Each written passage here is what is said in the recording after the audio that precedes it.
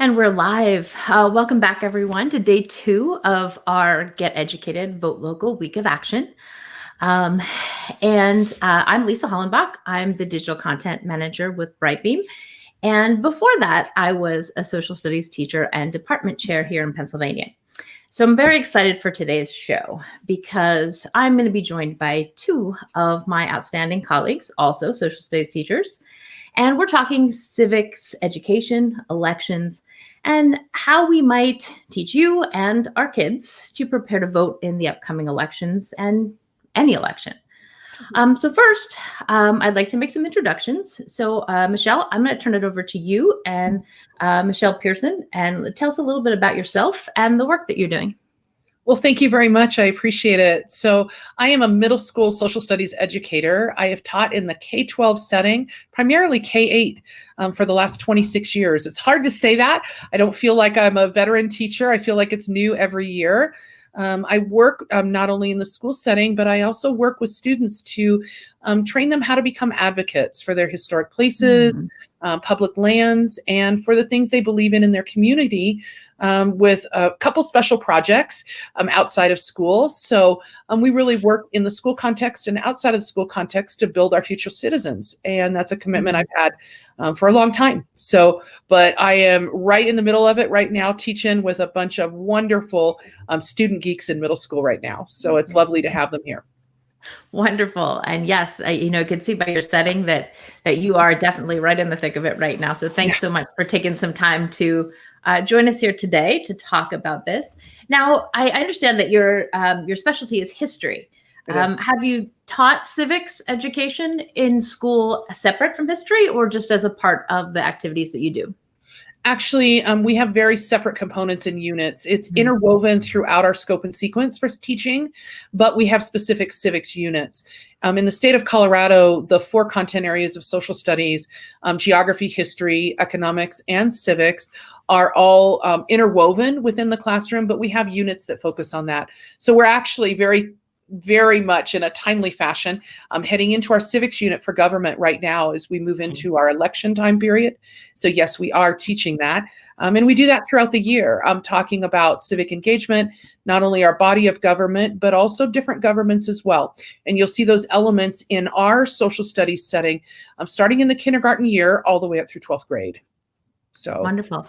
And is it true that I've read that Colorado has a really strong civics component when compared with the other states in the United States for civic education for kids all the way through their curriculum? We do. And we've had a long history of strong civics education in the state for a lot of reasons. Not only do we have a very active community population that encourages civic voice by students and that being taught, but also we had a commitment several governors back that actually said that civic leadership is critical to students and made a point to encourage that civic education lens continue to be across all content areas and all disciplines. And so that's not only in some of our state statute as Colorado, but it's also been interwoven in our standards redesign, which just happened in the last year and a half. And so we're actually putting those new standards in, and we're pretty thrilled. Colorado does really encourage the voice of our civics students, and have, well, I guess you would say they really want them not only to learn, but put it into action. So they're asking for that action, hands-on oriented, civic-centered instruction. So we ask kids to think about what's happening in your community. How are you working in a larger context of the United States? But then bringing that back in the classroom, really in all content areas. You're seeing it across everything. So that's really a great piece in Colorado. And that commitment was a collective commitment. It wasn't just by teachers. It really was by our community, our legislature, and it's been long in place. And we have a strong team at our state that works to encourage that. So it's really great. Wonderful. And, I think that over the years, teaching social studies, I've been one of a chorus of teachers that is always talking about needing to pay more attention to civics education and social studies. And, those problems that we have when our civics and social studies and history education is treated as an elective, and it's pushed to the side for, I don't know, bus evacuation drills, hurricane drills, testing, pep rallies, those type of things. Mainly, I know here in Pennsylvania, because it's not a tested subject. Mhm. And it's something that, they just figure, oh, it's just social studies. But, there's some really important reasons why kids need to learn how to engage civically in their communities. And that's our job as social studies teachers, right? Absolutely. And you wrote a piece a few years back on that very thing. And I'm going to go ahead and share it with the chat right now. But I wonder if you talk a little bit about where that came from and, what inspired that and what your ideas were around that at the time. I was cranky. I have to be honest, the piece came forward because of a conversation with my students, right? Because we had heard a quote that was made on TV, something that was stated about the importance of understanding who we were as Americans, but downplaying the importance of civic education. And my kids were like, well, we have to do this. And it actually came into the conversation in the classroom. And they're like, well, we have to learn this because we're going to have to vote. I'm only this many years, they're 12 or 13. They understand that they're within 5 or 6 years of voting, right? Depending on what their age is. And we have been having that conversation, but also having the conversation of the fact that they have to be aware of media and have to be aware of critical thinking around the things that they're seeing and hearing and how they have a digital footprint themselves. Even if they are not a voting citizen, how their commentary, their thoughts, and their actions can make a difference in what our outcomes are, right? So we're having that conversation and they kind of got a little cranky because of this statement. And I went home and reflected on it and really thought about it and thought, we can't set this aside. I have to be vocal about this. It's really, really important to say we have to do this. And so I went ahead and wrote the piece, and to be very honest with you, passed it by my kids and said, so what do you think? And they're like, it's okay, Ms. P, but you probably need to be a little stronger. So I went back and rewrote it again. And I do ask my students what they think and ask them to be involved, and whether they are alumni or with me in the programs that we work with. And in this case, I had asked some of my alumni to look over this. They had a very, very determined point, and they said, we have to continue to speak out, because if it's not us, then who is going to do that? And so I really think that I have to model that, and I have to encourage that. And by modeling my voice in a professional way, then I hope that it models their voice in a professional way. And that was part of why this came forward. But it also came forward because I'm tired of having social studies be put on the back burner. I'm tired of saying it's not a tested subject. I'm tired of the funding not being there, that the block time is given to other subject areas. You can teach anything through social studies. You can teach anything. And so really we have to work to say this is important, and it's a critical part of our education, and it should be part of all content instruction. And so that's why we came out with that conversation. And then it ultimately resulted in me writing an article about that because I felt that it was important for all of us to hear and consider, especially when we're looking at funding mandates and things that are discussing how funding goes to what subject areas and what testing. Testing's a hard piece to work with, right? But we understand that sometimes social studies is marginalized because of that conversation. So there you go. Yeah. And, personal experience in our state is that along the lines of funding, the funding that is necessary to even begin to write the assessment and prepare it and get it ready for classes, we were promised an assessment for civics education and social studies year after year after year. And they would say, the test is coming, the test is coming. And when the test comes, then we'll have more resources to give to you. It was kind of like a never-ending Game of Thrones, like the winter is coming, the test is coming. It never came. The money went somewhere else. and we knew that would happen. But, still just, kept on saying, like, this is important. People need to know these things. And just like kids in schools will talk, I often see memes out there, kids talking about, they taught me, this particular equation, but I don't know how to balance my checkbook, and I don't know how to do my taxes.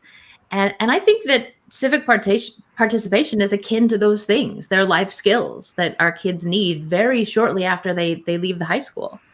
And for me, I thought it was most effective when I was able to teach 12th graders who were turning 18, and I was able to get them registered, and I was able to talk about the reality that they were walking into. But then that pesky fake test that never came was supposed to be in 10th grade. So they moved the whole civics class to a time when kids were not even thinking about being adults and voting, and they were much, much less interested. So, there's a little something to be said about the timing and the impact of when we present this to kids too. Yeah. And how it resonates with them based on where they are in their own maturity and development, and how close they are to actually exercising their civic responsibility. Absolutely. And so, Patrick, I'm so glad we finally got you here. So I'm going to turn it over to you and just let you introduce yourself and just tell us who you are and a little bit about the work you do.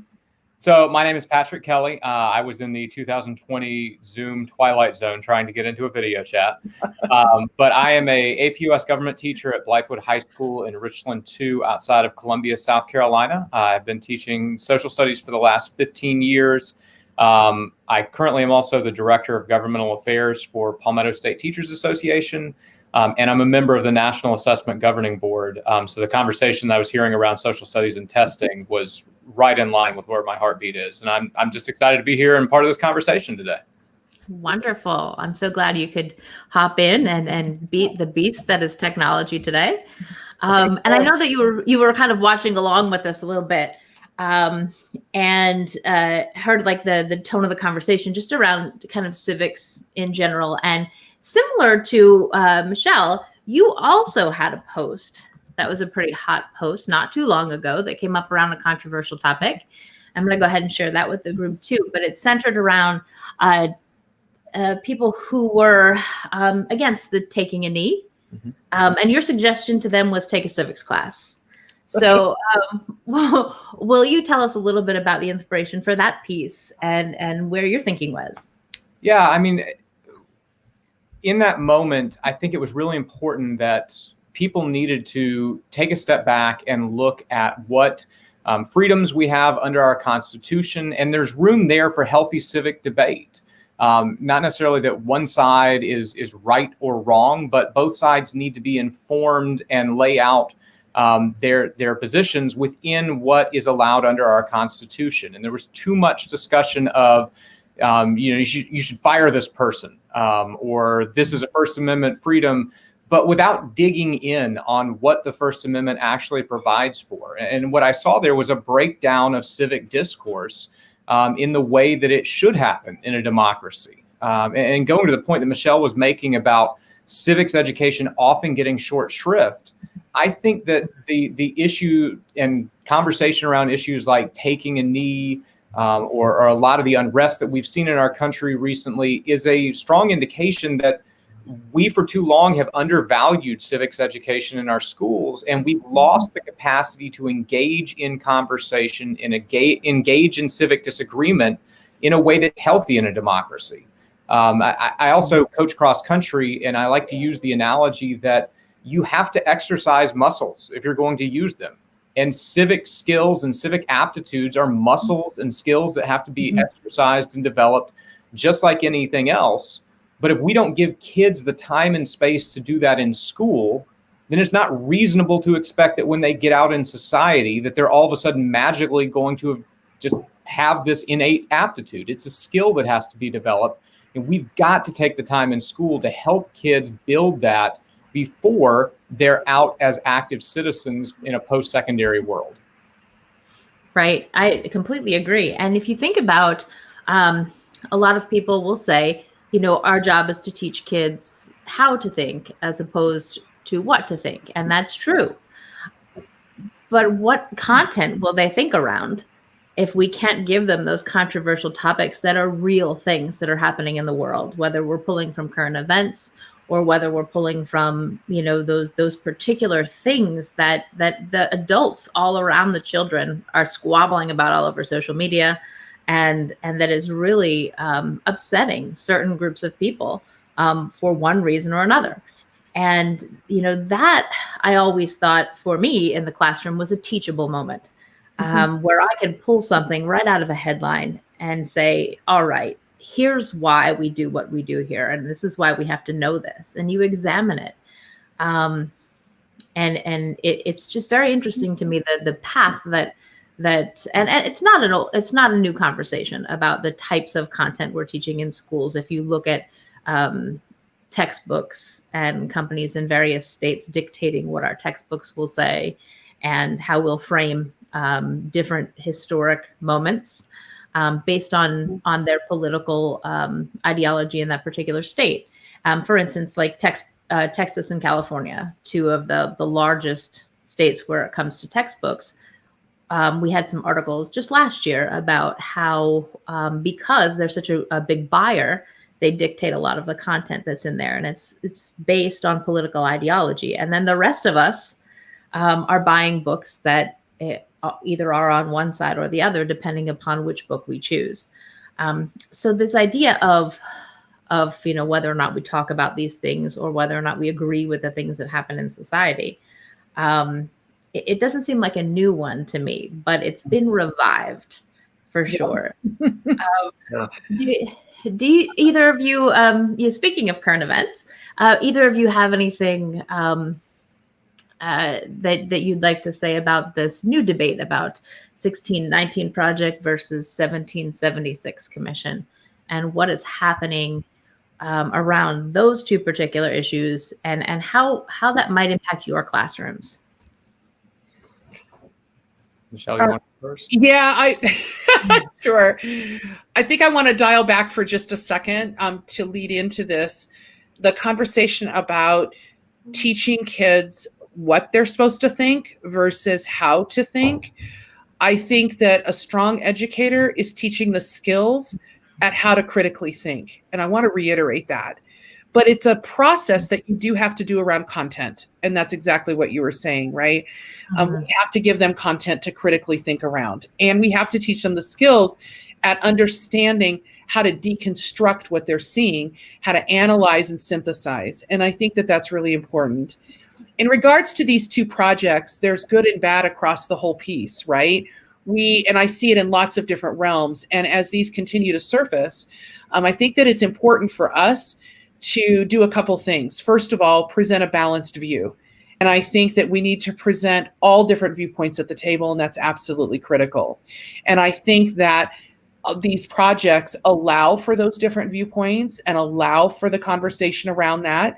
But I think we also need to be we need to have consideration around the age of the student that we're teaching, around their emotional and their intellectual abilities, and around their background knowledge and their content and their what they've learned, the foundation for what we are doing in the classroom.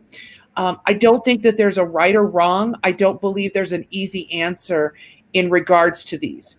I think that what it is, as a teacher, our job is to look at them critically, to bring the content to the classroom and to use it. And to be honest with you, I support that. And I think that it's really important. And I have followed both projects, and I use the 1619, and I do look at the commission. In fact, my students are involved with some of the work with the National Park Service with what's happening with our focus on celebrating our next, huge anniversary and centennial here in the country. So I think it's about balance, it's about thoughtfulness, and it's also about openness and conversation. We have to teach our kids to have these critical conversations in a professional, proactive, and critically thinking manner. And that's up to us to bring that to the table without bias.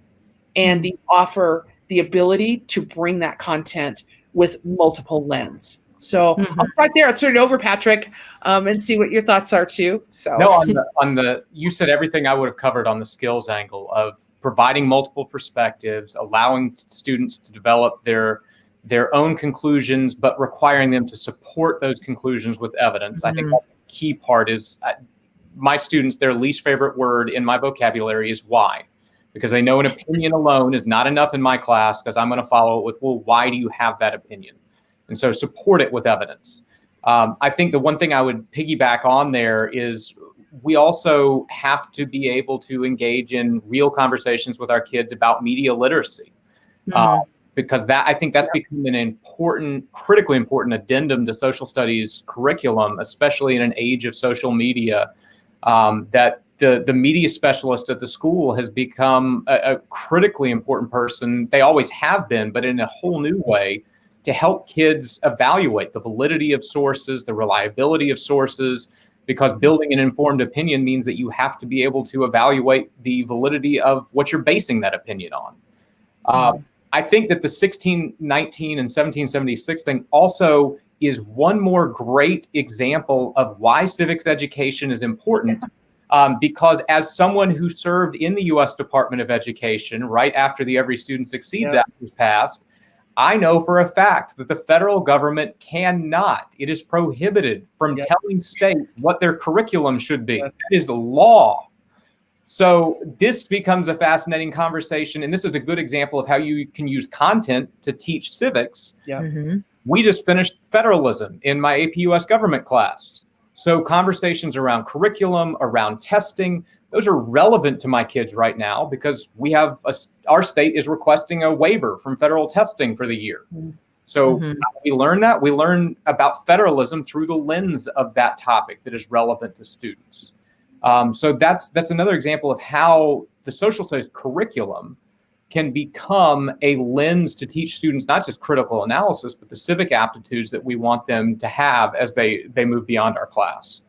And all of these things are just so, I think that looking for those things that are out there, in the world, just like you said, Patrick, saying, well, here's an example of something the federal government cannot do. And this is why. It's news. It's something that people are a little fired up about. And it's relevant right now for kids, and it's happening in the world. And I know that both of you have probably had the same question asked of you that I have a million times over the years. Why is this important? Why do I have to learn this? These people are all dead and old. And, to try and bring kids into a space where they're passionate about civics. I mean, it's hard some days. But you absolutely agree with Michelle when you talk it. It's not impossible to hold your own political perspective, but to be objective in a classroom and bring multiple perspectives to the table. Without them, how do we teach kids to think? They must be able to have all of the things. And Patrick, what you said about evidence, I want to share with you that I was once turned into a meme that said, "Show me the evidence." So, it's something that, and that really, it aligns well with digital media literacy right now, right? And what we're teaching kids about what they're seeing on the news, but also, and more specifically, on social media. And how to evaluate those sources and how much credence they give those sources when they're trying to make an argument. So evidence is critical, and to be able to back up those positions. And one other piece of that I used to, would say to my students, and I would say to anyone that wanted to know about figuring out the kind of things that you care about, is your position pretty well, and you've researched it clearly. You have your arguing points, and you can probably say them without referring to a source. But what do you know about the other side? And I always believed and taught my kids that you really aren't a good arguer for your position. You aren't a good advocate for your position unless you are able to understand the other perspective inside out, backwards, upside down. And you have to be knowledgeable about this other argument in order to be a good advocate for your own position. And in this way, our kids do get a balanced view because they are almost forced into finding out what the counterpoints are, so that they can come back to the table with a real knowledge of the whole issue rather than just what they've heard on the news or on social media or at a dinner table or among their peer group. Right. Right. Or in their social media feed, just continually feeding them over and over. The same echo chamber loop. Right.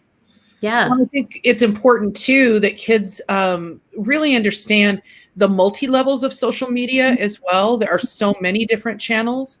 And I think kids tend to be dialed into one or two, whether it's Snapchat or Instagram or Twitter or whatever, but to understand there's lots out there and to understand how each of those channels feed differently and are used differently. And that is a critical piece, around that digital footprint.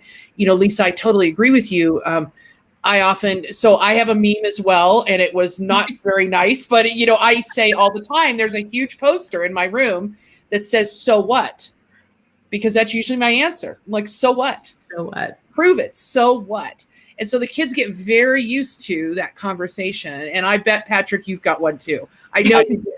I don't, but I'm hesitant to say that because if my students see this, I know the meme is coming. So The meme's coming. So it's there, but I think that, we try to have kids, and I think until they're in the spot where you ask them on the spot to say, what's the other side, and to flip them and say, defend the other side, move on to that. And that's part of that really good civic conversation. And that civic instruction is to say, step out of your shoes and let's move into the other. Mm-hmm. That itself gives them an opportunity to think about it. And that is such a skill that we have to foster in an era of high stakes standardized testing, because kids are so conditioned to think that the world revolves around the right answer. And it's all about finding the right answer. But when you deal with the complexities of civic engagement and democracy, there's not always a clear-cut right answer. Now, sometimes there are, like there were not fine people on both sides in Charlottesville. There's a wrong answer there. Mm-hmm. But at the end of the day, most of our civic discourse does have multiple perspectives to it. Mm-hmm. And if you're only focused on ELA and math, and it's all about multiple choice testing, then you're going to find the right answer. Social studies provides that unique platform for helping kids develop the capacity to see multiple perspectives and to develop empathy for perspectives other than their own. And that's something that high stakes standardized testing just can't help a kid develop, but they've got to have it if we're going to have a functioning democracy. Absolutely. Mm-hmm. Absolutely. Now, early on, Michelle and I were talking, Patrick, I don't know if you heard, we were talking about the difference between that civics education that we get from our textbooks and our lesson plans, where we talk about, what are the 5 freedoms, or how do you vote procedurally? But then there's another component that, and I think that I've seen your piece mention this as well, that there's an active component to civics. Mm-hmm. And we have to you have to let kids practice. So do you have any favorite activities that you did with kids in your classroom, or you currently do with kids in your classroom, that help them to get ready to participate or get ready for whatever their first election is going to be? How can they either research or actually practice some of the pieces of what it takes to be a citizen? Sure. Yeah, and since I'll never be in a Supreme Court confirmation hearing, those 5 religious, assembly, press, petition, and speech, I got them. There's the First Amendment. But in terms of providing those platforms for kids, I mean, I kind of cheat because as an AP US government teacher, I've got seniors in South Carolina. Mm-hmm. So I am squarely in the sweet spot because of my 28 kids right now. 6 of them are 18 prior to November 3rd, and they've already voted and they're excited about it. Ones who aren't old enough are right there on the cusp, and they're just kind of mad that they can't vote because their classmates are talking about voting. So that makes it a lot easier. But taking an election year to the side, considering that I've got a group of voter eligible kids, I think one thing that's always been really powerful is to let students lead voter registration drives. Mm-hmm. It's been a great way for them to it's an easy lens for studying the expansion of suffrage. It becomes an easy lens for them to be able to understand the voting process, and it gives them a tangible hook to be able to latch onto. Yeah. Something else that's super easy that makes democracy more of a engagement sport for them that I'll be doing on election night again is just do bingo. Like generate a bingo card with what the terms are going to be, get 270 on there, get battleground on there, put the candidates' names. Hopefully we don't have to put like Supreme Court decision or something like that. Just have the bingo card. There are free generators online that'll crank out 50 randomized bingo cards, send the kids home with them, and have them play bingo. And if it's developmentally appropriate, like with high school seniors, we've got a hashtag for our class. First one to tweet a completed picture of the bingo card to me is going to win whatever goofy little prize comes with it. So it helps them engage while actually watching the process unfold. Go ahead. I have to say, Patrick, that just in the first debate, I did that same activity with bingo cards with a room full of adults and rewarded the winners with gift certificates to a local restaurant. Nice. And I have to say, I kept an entire room of adults engaged in that debate, even though it was messy. Yeah. So it's a great activity for kids and for the rest of us. Yeah, the last year for the State of the Union address, I did it with my students, and one of my students' dads took her bingo card away because the dad wanted to win. So I was getting pictures from my student of her dad filling out the card, asking if that counted, if dad completed the card. So it really is a fun way to hook. The one other thing that I'd say that is super easy for students and super relevant to them as digital natives is to let them engage in their own policy advocacy. Let them engage in their own grassroots activities. So I do this every year in class, and I let the students pick a policy topic of their choice, and they've got to engage in some sort of advocacy. And I don't care what lens they take. I don't care what position they push or who they try to advocate with. But whether it's write a letter to a member of Congress, call an office, go to a school board meeting, they've got to engage in some sort of political activity. But what I've found that they've really latched onto the last few years is making their own attempt at like grassroots Lincoln Project, viral projects to try to have these grassroots mobilizations. Last year, I had 2 girls that did a TikTok account just on the dress code in our school district. And it blew up. And people were looking at it and talking about it. And that helped those girls feel like, hey, wait a second, this is something that I can engage in, and I can help shape and direct the conversation on the issues that matter to me. So giving student choice and ownership and voice is essential if we're going to make this work. If we try to shoehorn them into everybody's got to go pick up trash at the local park, that's good, but that may not be their passion. Let them find their passion, because that's how most people engage in democracy. Absolutely. Michelle, did you have any favorite activities? Oh, a lot. Patrick already mentioned a couple of them. So I'll just say, kudos there, because I actually am at a little bit younger age, right? But policy advocacy is still the same base. I really think it's important that they connect with their community, connect with their legislators, understand their Board of Education, understand their city council, their local municipalities. A lot of kids do not understand the local components of government necessarily. They hear about their senators or their legislators or their state Congress, and then, of course, our national. But forget that a lot of the action happens right local, that it's right there with your county commissioners or with your city council. And so we also encourage kids to advocate around policy issues that they feel are important.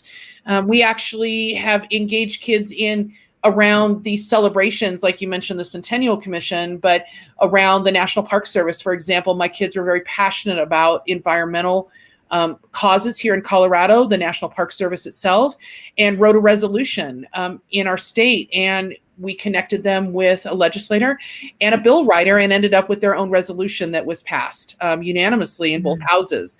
And so that action point was great for them. They not only realized the process of it, but realized what their voice brought to the table in recognition for the community.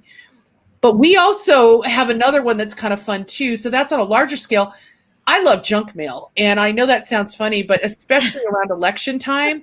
And I set my kids on it to go find the junk mail, go pull the political ads, go pull the cards that you're getting, and let's compare them. Let's compare the images on them, the statements on them, the size of them, when they're mailed, and we log it and we track it and we look at how are these pieces used for marketing, but also for shifting public commentary.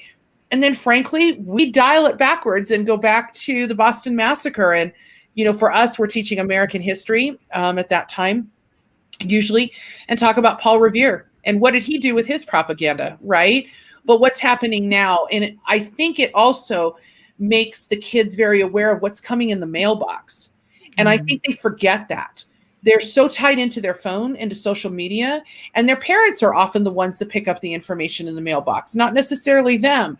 I will say there's been now 2 years in a row that I've gotten an email that says, hey, my child is stealing all the mail before I get to look at it. And I'm like, thank you. That's exactly what should happen, with it. But they end up being more engaged and more thoughtful. And the interesting piece, too, is to compare what's being put on print media versus what's being put on social. Are the same messages being given? Are the same policy pieces being talked about? And having the kids do some critical thinking around that. And that tends to be a pretty big favorite for us and for the kids. I don't know that it's a favorite for my poor custodian who looks at my covered wall to see everything, but, it's a good piece of conversation. So there you go. Wonderful. Hey, I can add a few pieces to the mix that we did study commercials over the years. So we would study modern commercials of whoever was running at that particular time, both sides of the aisle, but then also dial it back and look at what some of the earliest political campaign commercials looked like, and then dig in a little bit to the messaging around that propaganda. We had our own debates, or sometimes we analyzed political cartoons that were coming out around the time, or created our own. But I have to say that some of my favorite activities for civic engagement for kids weren't a part of my class at all. They were part of the extracurricular work that I did at the school, advising clubs and different things like that. So I'll give a shout out to a few things that we do here in Pennsylvania that I know that there are other states that have mirror programs of them. The first one was when we would drive it to the state level. It was through the YMCA, called Youth in Government. Mm-hmm. And that, for me, by far, is the most outstanding education for civics that I think a child can get when they're at school. And they basically take over the Pennsylvania Capitol for 3 days, completely. They run for their offices. There's a governor. There's a whole administration. There's a House and a Senate. There are people who run for judge. There are people who go to be lawyers, and we have a whole appellate court division. And so all three branches of government represented. There's lobbyists. So every piece of the government that you could possibly imagine that actually happens for real in Harrisburg, they have their own elections convention. They have their own elections that they must run themselves and be elected to certain offices if they're not appointed. And in practicing this over the course of the weekend, students come prepared with either legal briefs or bills, and they go through the motions of what our actual Congress people do at the state government level. There is leadership elected that will have to preside over sessions and keep Robert's rules and keep the committees in order. And then at the end of that weekend, they will have people throughout the week. We also have an entire press corps that runs throughout the event and produces papers and web pages and different things. So the entirety of the state government, as well as you can do, it's a year-long program, but the biggest bulk of it happens over that 3-day period. And kids can advocate for whatever they like. They can fall down on whatever ideological side, that they like. But it is beautiful to see this play out and see kids care so much about state government. And oftentimes we'll have some of the legislators come in and speak with them, during the time that they're there. And it's fabulous. We've already had governors come and speak as keynote. So that is by far my favorite program, and I would always give it accolades. Even after I left the classroom, I went back to help as a volunteer and help work with that program because it is just outstanding.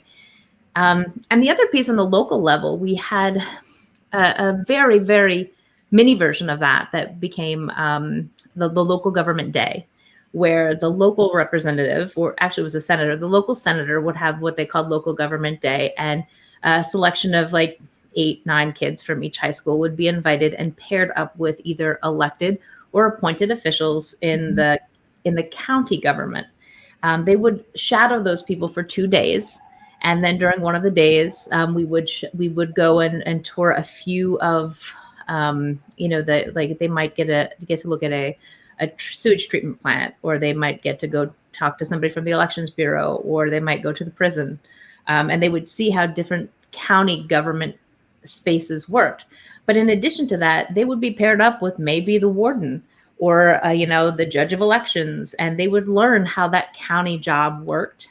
And I always thought that was fascinating for them, because we had a lot of the classroom talk happened around, the federal government because we're dealing with constitutional principles and those things. But when we were able to have this piece where they could really dig in to the active civics, it was amazing to see what they were able to learn.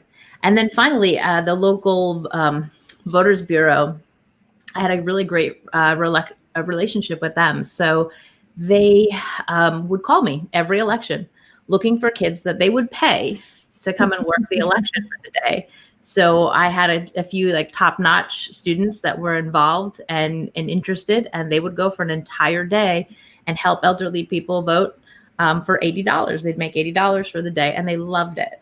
And that relationship ended up benefiting me real well once, because I did once take on the task of registering my entire high school to vote. And I borrowed 2 actual election machines from the county with ballots, and I brought them downstairs to go through the process of voting, like the literal process of it. And I said, I couldn't get more active than that. They did not elect my preferred candidate, but we had a good election. So there are tons of creative ways that we could give kids, that practice. Mm-hmm. And, to spin this a little bit in the direction of local elections. Mm-hmm. Why is any of this important? Why is civic engagement important, and how is this particular election, or any, important to schools, kids, and communities? When we're talking about vote local and get educated, how does that local interaction, what is important about that? How do we communicate that to students and their parents? Do you want me to go first this time, Michelle? Go for it, Patrick. All right. So I think the answer there is that people have to understand the central role of state and local government in our education system. I think it's really easy for people to fall into the trap, especially over the last 4 years, of thinking that education is this inherently federal activity and the U.S. Secretary of Education is the single most powerful education position in the country. It's not. It's just not. There are significant statutory limits on that position. Only about 10% of K-12 school spending in the United States comes from the federal level, which is significant. Mm-hmm. But 90% of education spending at the K-12 level is state and local. And in most states, education is the single highest spending area, or it's number 2 right behind healthcare. So when people vote locally, I think a lot of times people fall into a pattern of, and we know this from being social studies teachers, we've all talked about the coattail effect. I'm going to go vote for a president, and now I'm just going to down ballot, straight ticket everything underneath the president's party. But the things that may appeal to an individual for a presidential candidate around foreign policy or around immigration or around federal tax code, those don't relate to a lot of things that local government controls in the system of federalism, like K-12 education. And so it's important for voters to take the time to get educated on their elected officials at the state and local level to see where they stand on education. Here in South Carolina, I was talking to a political consultant a few weeks ago because I sent out a questionnaire on behalf of my association to all 273 people running for a seat in our state General Assembly this year, because they're all on the ballot, all 170 seats, House and Senate. And the consultant called because he was hesitant to allow his clients to complete the questionnaire. And the reason why is because he had done the research and found out that teachers didn't vote at any different rate than any other group in South Carolina. So his logic was, why would I put my client on the record, on the line, on these topics if I know there's not going to be an electoral consequence, because teachers don't vote at a different rate, or supporters of public education don't vote at a different rate. Oh, yeah. And until that narrative changes, then we can't expect education policy to change in the way that we would like to see it change, especially as teachers that know what needs to happen in a school building. People have to vote locally through a lens of education at the top. If it's not the very top local issue, it better be one of the top 3. If for no other reason, then it's at the top of your state budget, and that's where your local tax dollars are going. So I think that's the key, is getting people to understand that yes, national policy does impact education, but the real impact is at the state and local area. And you can't just straight ticket vote from the presidency down, because you might miss some really great advocates of public education in your area that otherwise you would have missed. Mm-hmm. I would agree. And I would also say that local voting also encourages local contact and local communication. That if you really understand what's happening in your local and state level, then you have that immediate person that you can access, whether it be in person or through their office. And I think modeling that for students and encouraging that interaction fosters that understanding of what's important. In a local control state, just as what Patrick's speaking, our decisions are made locally. Even our state education department will say, we cannot make those determined choices. That's a local control issue. Mm-hmm. So when our kids raise the question of, well, why has this decision been made? Well, let's talk about this. It's time to talk to your local school board. And I think it's also important that our students understand the intricacies of local government too. We have a very strong program here, Lessons in Local Government, that is outstanding. And it really teaches what are the different avenues and different components of local government. You have your school boards, but you also have your water boards and your special districts. And you also have commissioners versus a council member. You know, and we have also community advisory committees. And we're thrilled that, at least in my city, and some others around the state, we now have youth representation on those boards and commissions that we have advocated. And in fact, my students have advocated for the last 15 years to have student voice represented on their community boards and commissions. And I'm pleased to say that as of this year, my city, except for ones that are legally required, like alcohol, that we can't have them on, they are now fully represented as youth. And isn't that fantastic? They get that action piece. But I don't even think most parents understand what it means to vote necessarily for a special district office or for a special initiative. And so those things, understanding those roles in the community and those positions, allow our students to realize that it isn't just about one elected official, as Patrick's mentioning. You can't just vote straight ticket. You have to read your blue book. You have to understand what are the small pieces that make this work, because you may miss an advocate, you may miss an opportunity for voice, and you may miss an opportunity for quelling a misconception. And kids can do that too. And they can advocate very well, especially as they continue up in their education and their civic education. We hope that they are taking those misconceptions and that they are correcting them based on what they understand. And local government really provides an avenue for that. Lisa, can I provide one more quick example to piggyback Absolutely. what Michelle just said? The only other thing I'd add is you may waste a lot of really valuable time and energy. And the example why for that is when I was working at the U.S. Department of Education for a period of time, part of my job portfolio was to get all of the correspondence, all the letters that came to the Secretary of Education from educators, because the department had this idea that we'll let the teacher respond to the teachers. And especially once the administration changed in 2017, there were a lot of letters coming into DC from educators. And I will never forget this letter that I wish I had a picture of, but that would be illegal, so I don't have it. But it was 7 pages on notebook paper, handwritten, meticulous, from a teacher in Texas who was concerned about some of the curricular choices that were being made in her district. And it was 7 pages of heartfelt passion that she had sat down and invested tons of time in. And really all I could send back to her in response was, unfortunately, the U.S. government has no control over this issue. Here's the contact information for the Texas State Department of Education. And that was deflating to me, because as an educator, I wanted to yes, you are standing up and advocating for your kids. But she had misdirected all that energy. And I hope to this day that she redirected it at Texas and at her local school board.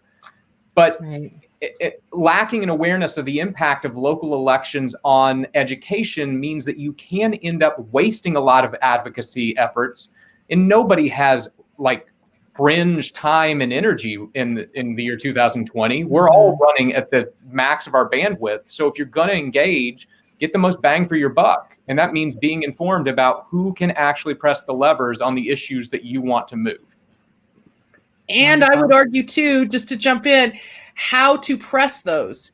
Sure. Because it's very easy to send a tweet. It's very easy to shoot an email that is a standard email off of a form.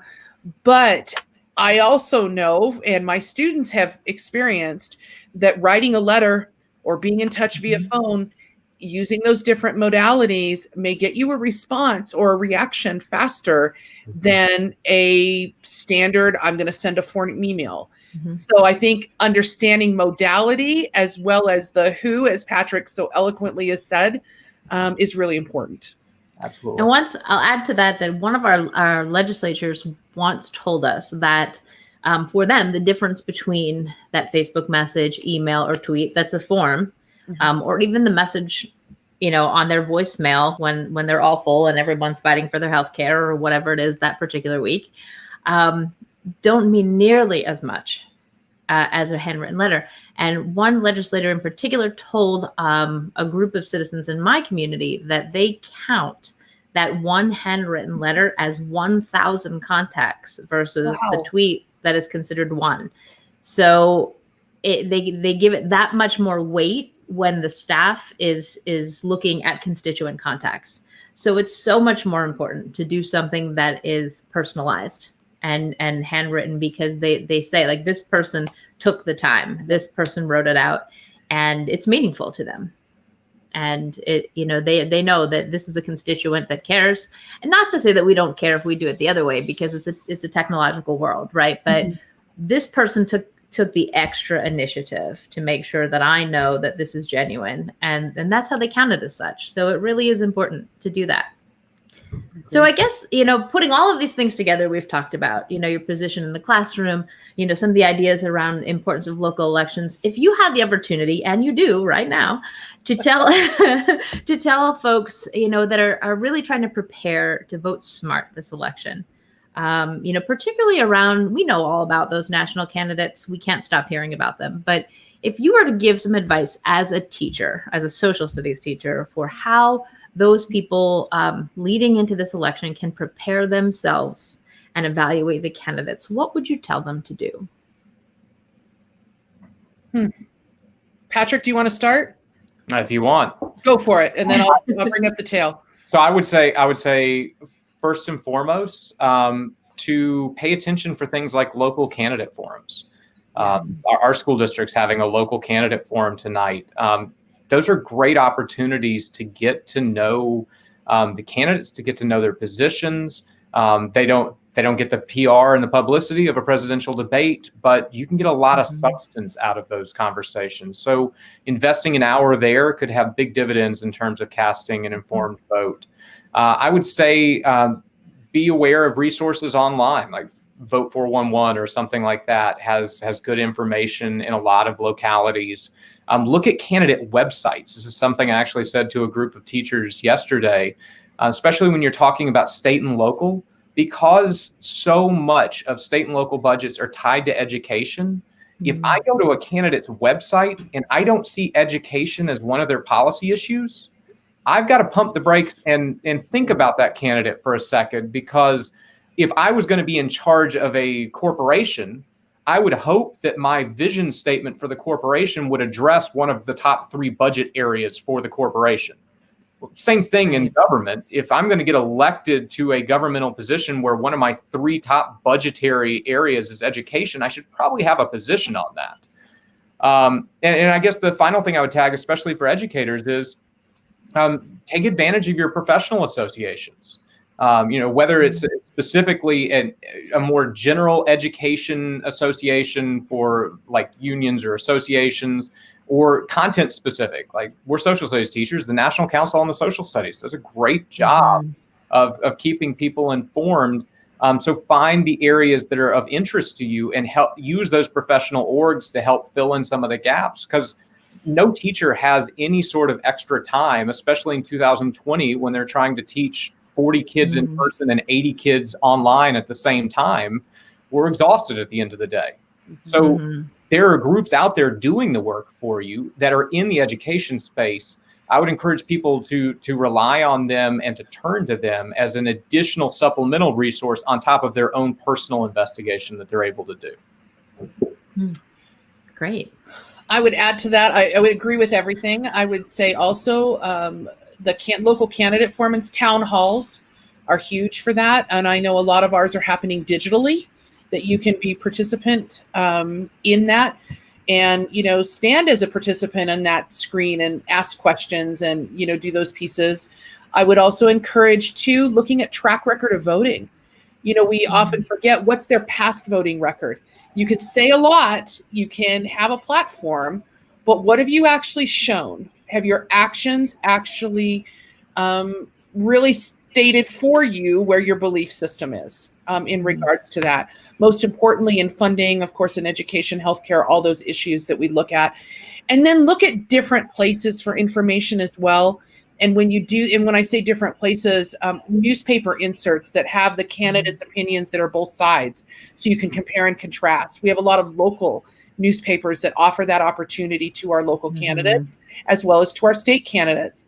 But I would also think about this too, and no matter what you see, whether it's a candidate site, whether it is an association piece or anything else, continue to look at it with a critical edge.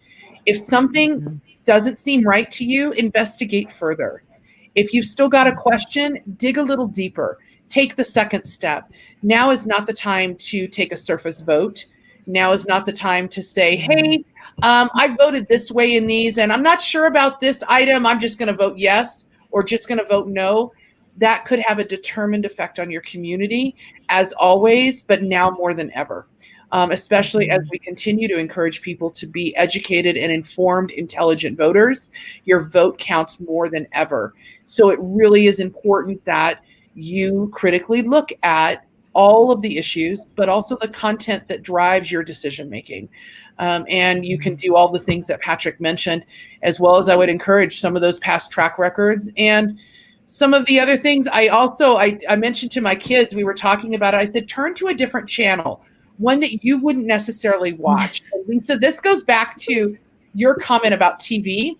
I have kids that watch different channels on it, but it's amazing what happens when you switch from CBS to Hallmark Channel to TV Land.